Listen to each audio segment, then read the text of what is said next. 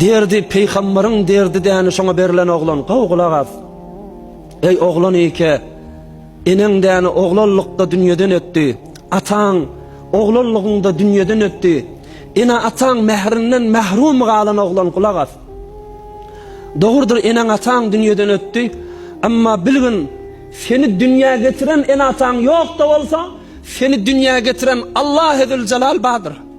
Seni yoktan bari getiren Halygyň hemişe üstünden hadyr nadyr seni goryp, seni gözläp durandyr. Herkes yetimiň däni killetinden elini fifalasa, el çekse, gowurup, şonu kucagyna basyp, kelletinden fifalasa, şol kelletindäki saçlaryň sanyça, şol adama sogap ýadaryndy. Ey yetim, sen sebäp boldun hatta yüreği katı adamların yürekleri erimekligine, hatta yüreğin katılığın dermanı sen boldun ey yetim.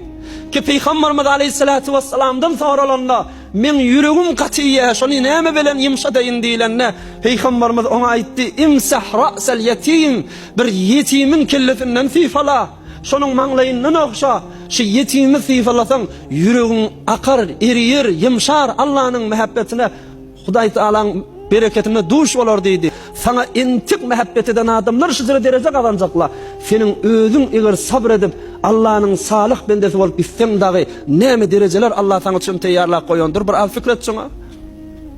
Käde özüň bilen kepleýändirsiň. Hay öz başymyza bir öýümüz bolmady.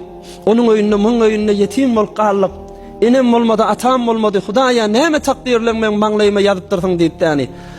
Amma bilgin Allah Zul Celal şu beren musibeti derekli şoň öwezine sana verilen hormaty hiç bir belki bendelerine bermepdir. Hudaý Taala sana hyzmat edenleri behterin adamlar edip koydu ve behterin adamları sana hadim edip koydu. Yetim, sana Hızr İlyasy, sana Hazreti Hızr aleyhisselam, Hazreti Musa aleyhisselam ýaly ulul azm peygamber ve ulukun awliyaları sana hadim edip koymadım näme?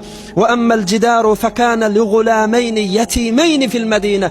Bir yetim çağalaryň öýüni täzeden salyp tüküp bermedilermi Hazreti Hızr aleyhisselam, Hazreti Musa aleyhisselamın kıssatyny geçýär. Hatta peygamberine buyurup koydu. Fe emmel yetime fela takhar.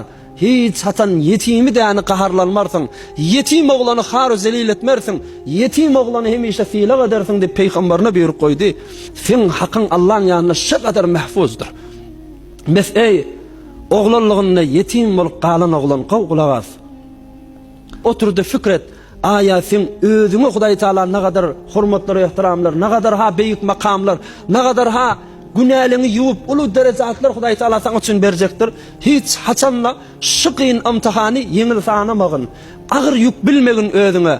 Hudaý Taala'dan gelen bir sowgatdyr diýdi. Hemişe yüregiňi şat saklagyn, hemişe hoş saklagyn. Arkamda Hudaý wadiýdi. Allah Zul Celali özüňe arka bille ýaşagyn.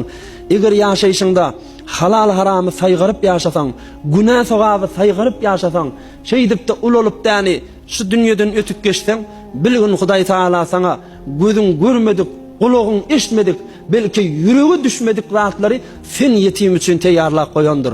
Heminki kıyamet gününe yetimler tursun diýenne deslap Peygamberimiz Hazreti Muhammed Mustafa sallallahu aleyhi ve sellem ortadan kalacakdır. Ondan sonra enesi dünýeden öten, atası dünýeden öten tamamy yetimler ortadan kalacaktırlar. Şol gününe Peygamberimiz bilen bile bir derece taňa üçin beriljekdir. Şonu ýatdan çykarmagyn inşallah.